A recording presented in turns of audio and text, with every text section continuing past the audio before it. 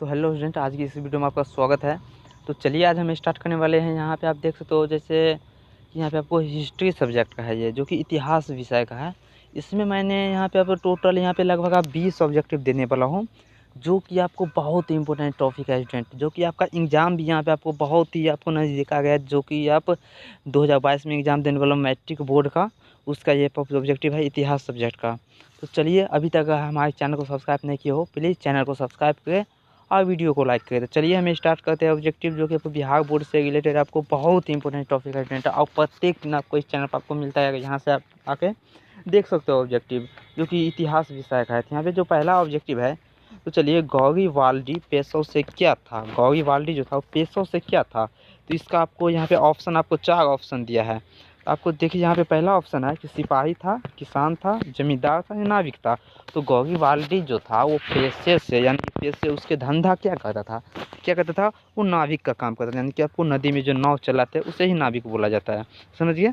First यानी कि option number आपको ए होगा, आपको याद कर लेना है। उसके बाद यहाँ पे आप देख सकते हो, यहाँ पे पहला आपको ध्यान रखना है कि ये 2019 यानी कि आपको 2019 में ये पूछा गया क्वेश्चन है यहाँ पे। अब बहुत ही आपको इंपॉर्टेंट टॉपिक मैं आपको देने वाला हूँ। यहाँ पे दूसरा है कि यूरोप का मरीज किसे कहा जाता है।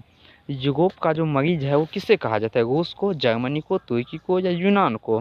तो अब क्या होगा, इसका ऑप्शन होगा तुर्की को कहा जाता है स्टूडेंट। किसको कहा जाता है, यूरोप का मरीज तुर्की को कहा जाता है।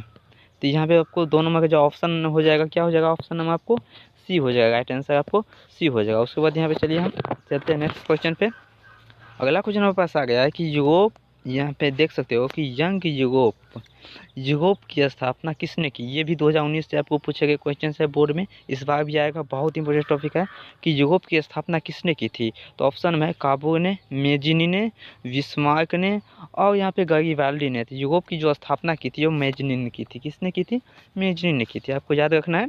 उसके बाद यहाँ पे चौथा क्वेश्चन है कि किस युद्ध के बाद जर्मनी का एकीकरण पूरा हुआ था। ये भी आप देख सकते हो 2018 में पूछा गया है, कौन से युद्ध करने के बाद आपको जर्मनी का एकीकरण पूरा हो गया था। यहाँ पे क्या होगा, ऑप्शन नंबर आपको डी होगा, सीरान का युद्ध। क्या होगा, सीरान का युद्ध के बाद क्या हो जाएगा, सीरान का युद्ध। तो स्टूडेंट, उसके बाद यहाँ पे अगला क्वेश्चन आता है, यूरोप वासियों के लिए किस देश का साहित्य एवं ज्ञान विज्ञान प्रेरणा स्रोत, यानी कि ज्ञान विज्ञान प्रेरणा स्रोत है। तो यूरोप के किस देशवासियों के लिए ज्ञान विज्ञान जो साहित्य है वो प्रेरणा स्रोत है। तो 5 नंबर का जो ऑप्शन हो जाएगा, ऑप्शन नंबर आपको बी हो जाएगा, यूनान। क्या हो जाएगा, यूनान के लिए। कौन सी देश के लिए, यूरोप का यूनान। ऑप्शन नंबर यहाँ पे आपको सॉरी आपको बी हो जाएगा। उसके बाद यहाँ पे चलते हैं अगला क्वेश्चन पे। यहाँ पे आप चलिए हम देखते हैं, यहाँ पे आपको 6 नंबर क्वेश्चन आ गया। इसमें कहते हैं इटली एवं जर्मनी वर्तमान में किस महादेश के अंतर्गत आते हैं। इटली एवं जर्मनी वर्तमान में किस महादेश के अंतर्गत आते हैं। यहाँ पे ऑप्शन नंबर में है उत्तरी अमेरिका एवं दक्षिणी अमेरिका, यूरोप या पश्चिम एशिया। इसका जो ऑप्शन हो जाएगा इटली एवं जर्मनी आपको यूरोप महादेश के अंतर्गत आता है। तो ऑप्शन नंबर आपको सी देना है, आपको याद करना, इसका स्क्रीनशॉट ले सकते, नहीं तो आप नोटबुक में लिख लो, बहुत ही आपको काम आने वाला ये क्वेश्चन है। उसके बाद यहाँ पे अगला क्वेश्चन है, रक्त एवं लौ की नीति का अवलंबन किसने किया था। रक्त एवं लौ की नीति का अवलंबन किसने किया था, मेजनी ने, हिटलर ने, बिस्मार्क ने। अगला क्वेश्चन हम आपको दिखाते हैं, या विलियम वन ने। तो इसका जो हो जाएगा, किसने किया था, बिस्मार्क ने। ऑप्शन नंबर आपको सी में टिक लगा देना है। उसके बाद यहाँ पे 8 नंबर पे चलते हैं। 8 नंबर यहाँ पे आप देख सकते हो क्वेश्चन, इसमें कहता है कि जर्मन राइन राज्य का निर्माण किसने किया। जर्मन राइन जो राज्य था उसका निर्माण किसने किया था, लुई 18वां ने, नेपोलियन बोनापार्ट ने, नेपोलियन थे ने एवं बिस्मार्क ने। तो इसका जो ऑप्शन आपको होगा, आंसर आपको हो जाएगा 20, यानी कि आपको नेपोलियन बोनापार्ट ने लुई राइन का निर्माण किया था, राज्य का निर्माण किया था। ऑप्शन नंबर आपको बी में टिक लगाना है। आपको वीडियो को पूरा देखना है, बहुत ही आपको इंपॉर्टेंट टॉपिक है, बहुत ही काम आने वाला है। उसके बाद यहाँ पे नंबर क्वेश्चन है कि वियना कांग्रेस के द्वारा फ्रांस में किस शासक वंश की पुनर्स्थापना की गई। वियना कांग्रेस के द्वारा किस शासनकाल की आपको स्थापना की गई थी फ्रांस में। तो आप ऑप्शन हो जाएगा बोर्बो। क्या हो जाएगा, ऑप्शन नंबर आपको सी हो जाएगा। उसके बाद यहाँ पे चलते हैं अगला टॉपिक पे। यहाँ पे अगला टॉपिक हमारे 10 नंबर क्वेश्चन आ गया टॉपिक कि सन 1870 ईस्वी में फ्रांस और प्रुस्सिया के बीच युद्ध कहाँ हुआ था। कहाँ हुआ था स्टूडेंट, इसका जो ऑप्शन होगा कहाँ, ये हो जाएगा सेडाउन। क्या होगा, ये ऑप्शन आपको सेडाउन हो जाएगा। उसके बाद यहाँ पे 11 नंबर क्वेश्चन हमारे पास आएगा कि जालवेगिन एक संस्था थी। किसकी संस्था थी, जालवेगिन। इसका जो ऑप्शन होगा आपको बी होगा, बीएफआई। किसकी, बीएफआई की संस्था थी। उसके बाद यहाँ पे 12 नंबर क्वेश्चन आता है। 12 नंबर क्वेश्चन कहते हैं बिस्मार्क में से क्या था। बिस्मार्क निम्न में से क्या था, कवि था, नाटककार था, संगीतकार था या नीतिज्ञ था। तो जैसे बिस्मार्क क्या करता था, वो क्या था, तो यहाँ पे डी हो जाएगा कूटनीतिज्ञ, यानी कि ऑप्शन आपको डी हो जाएगा। उसके बाद यहाँ पे 13 नंबर क्वेश्चन है कि 1829 ईस्वी की इंडोनोपुल की संधि किस देश के साथ हुई थी। यानी 13 का जो ऑप्शन हो जाएगा 1829 की इंडियानोपोल की संधि किस देश के साथ हुई थी। यहाँ पे 13 का जो ऑप्शन होगा ए हो जाएगा। क्या होगा, ऑप्शन नंबर आपको ए हो जाएगा, यानी कि ऑप्शन यहाँ पे तुर्की हो जाए। किस देश के साथ हुई, तुर्की के साथ। उसके बाद यहाँ पे 14 नंबर क्वेश्चन देख सकते हो, यहाँ आ गया स्क्रीन पे। इसमें कहता है कि इटली एवं जर्मनी के एकीकरण के विरुद्ध निम्न में कौन था। इटली एवं जर्मनी की जो एकीकरण हुआ था उसमें आपको कौन था, इंग्लैंड था, रूस था, ऑस्ट्रेलिया था, प्रूसिया था। इसका जो ऑप्शन होगा ऑस्ट्रेलिया। क्या हो जाएगा, इंग्लैंड के यानी कि युद्ध के दौरान इंग्लैंड में जब युद्ध हुआ था, यहाँ इटली एवं जर्मनी के एकीकरण के विरुद्ध जो निम्न में यहाँ पे ऑस्ट्रेलिया था। उसके बाद यहाँ पे 15 नंबर क्वेश्चन है कि फ्रैंकफर्ट की संधि कब हुई थी। फ्रैंकफर्ट की जो संधि हुई थी यहाँ पे 15 का ऑप्शन हो जाएगा यहाँ पे 1871 में। ऑप्शन आपको डी हो जाएगा। फ्रैंकफर्ट की संधि 1871 ईस्वी में की गई थी, हुई थी।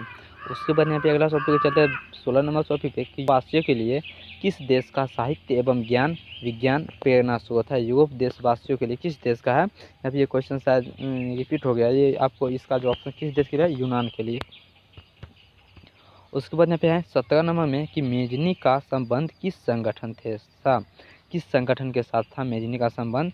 यहाँ पे कार्बोनरी, क्या होगा, कार्बोनरी के साथ था। उसके बाद यहाँ पे अगला है, यहाँ पे 18 नंबर पे काउंटर कार्बोर को विक्टर एल्मुनियम ने किस पद पर नियुक्ति किया। यानी 18 का जो ऑप्शन हो जाएगा किस पद पर नियुक्ति किया था, यहाँ पे प्रधानमंत्री पद पर। क्या हो जाएगा, प्रधानमंत्री पद हो जाएगा। उसके बाद है वियना कांग्रेस में कौन राष्ट्र सम्मिलित नहीं था। वियना कांग्रेस जब हुआ था उस टाइम कौन राष्ट्र ऐसा था जो सम्मिलित नहीं किया गया था। यहाँ पे 19 का जो ऑप्शन हो जाएगा, ऑप्शन नंबर क्या है, डी, यानी कि आपको जर्मनी जो था वो उस टाइम सम्मिलित नहीं था, यानी कि जर्मनी हो जाएगा राज्य।